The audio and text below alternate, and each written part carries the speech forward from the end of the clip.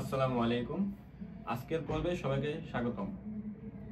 একটু আগে আপনারা সবাই যে ক্লিপটা দেখলেন সেটা হচ্ছে এখনকার সমসাময়িক যে যুবকদের একদম কমন একটা সিনারিও। যে এই সিনারিওতে আমরা কি দেখতে পেলাম, যে হচ্ছে আমি নিজেই হচ্ছে সেটা অভিনয় করেছি। সিনারিওতে আপনারা দেখতে পেয়েছেন যে আমি হচ্ছে বই নিয়ে পড়তেছিলাম, তো আমার সামনে হচ্ছে মোবাইল রাখা ছিল। তখন আমার ফোনে হচ্ছে একটা নোটিফিকেশন আসে, তো আমি হচ্ছে নোটিফিকেশনটা চেক দেওয়ার জন্য মোবাইলটা হাতে নেই এবং সেখানে ক্লিক করে ফেসবুকে ঢুকি এবং হচ্ছে দেখি আমার ফোনে কি নোটিফিকেশন আসছে। তো নোটিফিকেশন দেখা শেষ করে আমি হচ্ছে ফেসবুকের মধ্যে হারিয়ে যাই এবং সেখানে আমি স্ক্রলিং করা শুরু করি, রিলস দেখা শুরু করি, নিউজ ফিড চেক করা শুরু করি। আমি যে পড়তেছিলাম সেটা আমার খেয়ালই নেই। আমি কি করলাম, একটা নোটিফিকেশন পেয়ে ফেসবুকে ঢুকলাম এবং সেখানে হারিয়ে গেলাম।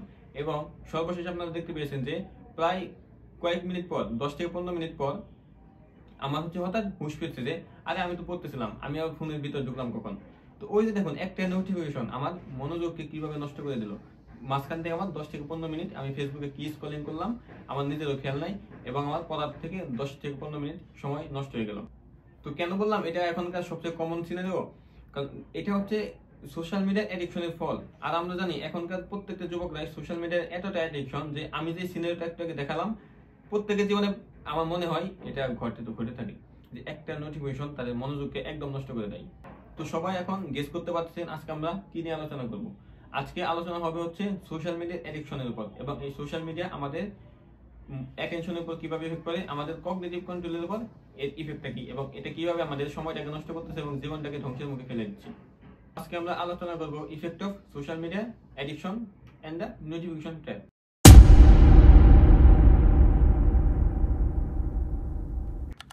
সোশ্যাল মিডিয়া, সামাজিক যোগাযোগ মাধ্যম।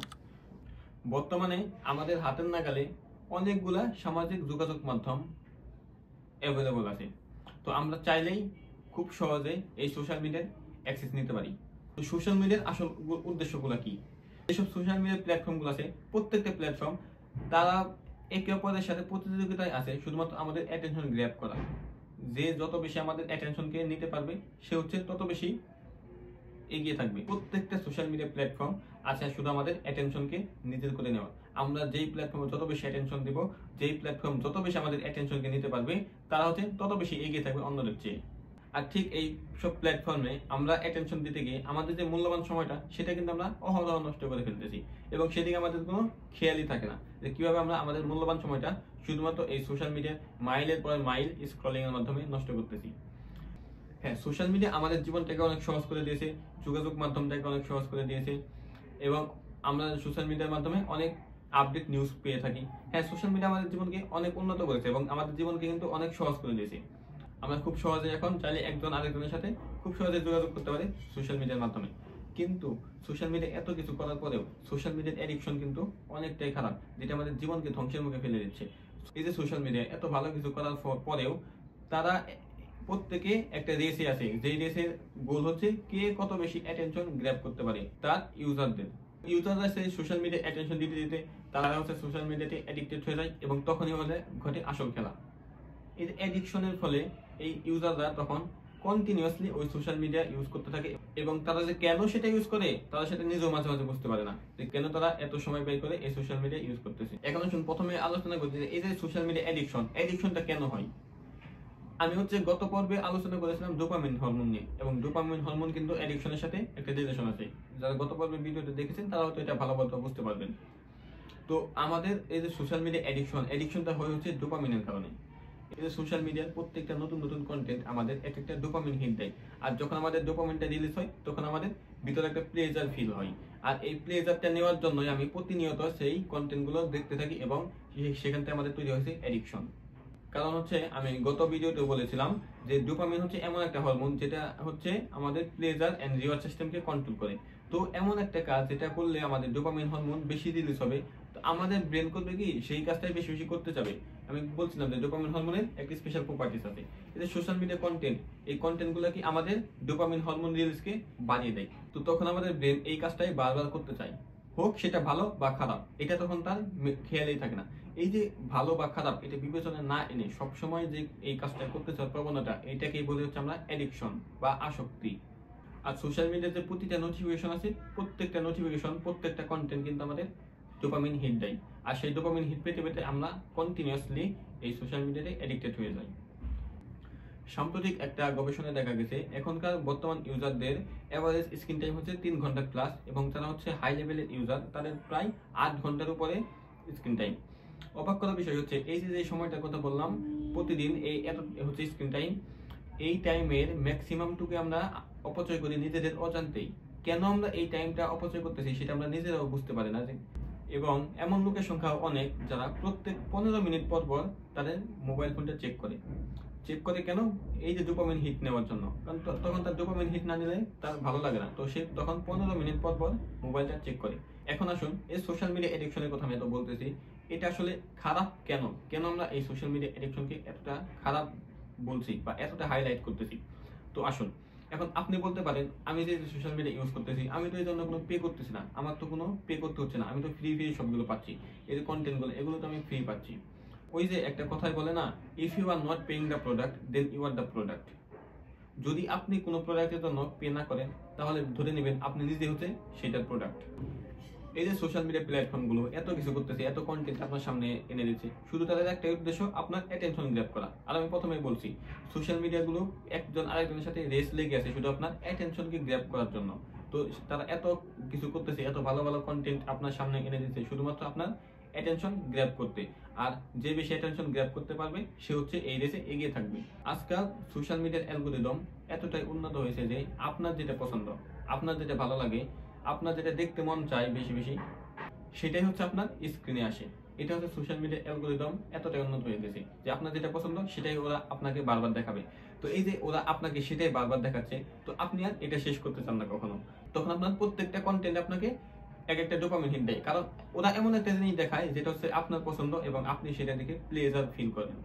আর এভাবে তারা আপনার মনোযোগটাকে নিয়ে নিচ্ছে। তো এর ফলে আমাদের হয় কি, আমরা চাইলে অন্য কোনো কাজে তেমন একটা বেশি মনোযোগ ধরে রাখতে পারি না, কারণ আমরা তখন সোশ্যাল মিডিয়াতে অ্যাডিক্টেড হয়ে যাই। আমাদের একটু পর পর সোশ্যাল মিডিয়া চেক করতে অভ্যাস হয়ে যায়, আমরা সেটাতে আসক্ত হয়ে পড়ি। একটু পর পর সোশ্যাল মিডিয়া চেক না করলে আমাদের ভালো লাগে না। তো এটা গেল হচ্ছে সোশ্যাল মিডিয়া অ্যাডিকশনের প্রভাব আপনার অ্যাটেনশনের উপর। আপনার অ্যাটেনশন কিন্তু দিন দিন সোশ্যাল মিডিয়া অ্যাডিকশনের কারণে নষ্ট হয়ে যায়। আপনি চাইলে আর অন্য কোনো কাজে অ্যাটেনশন দিতে পারেন না, বা অ্যাটেনশন অনেকটা কমে যায়। এবার আসুন ইফেক্ট অন কগনিটিভ কন্ট্রোল।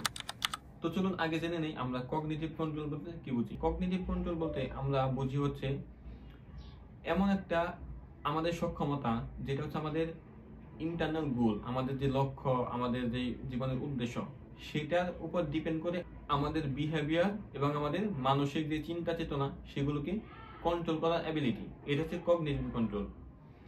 আমাদের যে অটোমেটিক অনেকগুলো রেসপন্স তৈরি হয়, যেমন আমার মন না চাইতে আমি ফোন পিক করে হচ্ছে সোশ্যাল মিডিয়াতে ঢুকে পড়ি, তারপর মন না চাইতে আমি আমার মনোযোগ অন্যদিকে চলে যাই। এইসবকে কমিয়ে আমরা হচ্ছে আমাদের ফোকাসটাকে মেনটেন করার যে অ্যাবিলিটি, সেটাকে আমরা বলতেছি হচ্ছে কগনিটিভ কন্ট্রোল। সোশ্যাল মিডিয়া আমাদের কগনিটিভ কন্ট্রোলের উপর কিভাবে এফেক্ট ফেলে। এই যে একটাকে বললাম যে আপনি চাইলেই কোনো কিছুর প্রতি আর অ্যাটেনশন দিতে পারবেন না, আপনার অ্যাটেনশন স্প্যান অনেক কমে যাবে। তো এই অ্যাটেনশন স্প্যান কমে যাচ্ছে, আপনি চাইলে আর কোনো কিছুর উপর অ্যাটেনশন দিতে পারছেন না, তো এটাই কিন্তু আপনার কগনিটিভ কন্ট্রোলকে লো করে দেয়। আপনারা একদম প্রথমে যে একটা ক্লিপ দেখছেন সেটাতে কিন্তু আমি কি করতেছিলাম, বই নিয়ে পড়ালেখা করতেছিলাম, যেটা আমার জীবনের উদ্দেশ্য পূরণের জন্য। আমার একটা গোল আছে যে আমার পড়ালেখা করে জীবনে কিছু করতে হবে, সেজন্য আমি পড়ালেখা করতেছিলাম, জীবনে একটা গোল সেট করি। তো তখন আমার ফোনে একটা নোটিফিকেশন আসলো, আমি কিন্তু সেই নিজের যেই গোল পূরণ করার যেই পথ, সেই পথ থেকে সরে আমি কি করলাম, ফোনটা পিক করে সোশ্যাল মিডিয়া স্ক্রলিং করা শুরু করলাম। এই যে দেখুন, এখানে কিন্তু আমি আমার কগনিটিভ কন্ট্রোল ফেল করে ফেললাম। কিভাবে? আমি হচ্ছে আমার গোল পূরণের জন্য আমার হচ্ছে যেটা করা দরকার আমি হচ্ছে সেটা করতেছিলাম, লাইক পড়ালেখা করতেছিলাম, বা যার গোল পূরণের জন্য যেটা করা সেটা করতেছিল। তো হঠাৎ করে সে তার অনিচ্ছাকৃতভাবে সোশ্যাল মিডিয়াতে ঢুকে স্ক্রলিং শুরু করলো। এইটাকে আমরা একটু আগে বলছিলাম হচ্ছে অটোমেটিক রেসপন্স। এইগুলো হচ্ছে অটোমেটিক রেসপন্স। আমি কিন্তু অটোমেটিক্যালি আমি হচ্ছে ফোন ওই নোটিফিকেশনে রেসপন্স করে আমি কিন্তু স্ক্রলিং করা শুরু করলাম, নোটিফিকেশনটা চেক দেওয়া শুরু করলাম। আমি আমার যেটা হচ্ছে আমাদের গোল পূরণের কাজ সেটা ছেড়ে। তো এইটাই হচ্ছে আমাদের ল্যাক অফ কগনিটিভ কন্ট্রোল। আমি আমার প্রথম যে ক্লিপটা ছিল সেখানে কিন্তু আমি এইটাই বুঝেছি যে আমার কিন্তু তখন আর কগনিটিভ কন্ট্রোলটা কাজ করে নাই। তো একজন সোশ্যাল মিডিয়া অ্যাডিক্টেড পার্সনের এই কগনিটিভ কন্ট্রোলে অনেক অনেক ল্যাকিং দেখা দিবে। সে হচ্ছে তার নিজের গোল পূরণের জন্য কোনো কাজ করতে গেলেও দেখা যাবে সে সোশ্যাল মিডিয়াতে আসক্ত হয়ে পড়ছে বা সোশ্যাল মিডিয়াতে সেই টাইমটা ওয়েস্ট করতেছে। এবার আসুন কথা বলি দ্য নোটিফিকেশন ট্র্যাপ নিয়ে।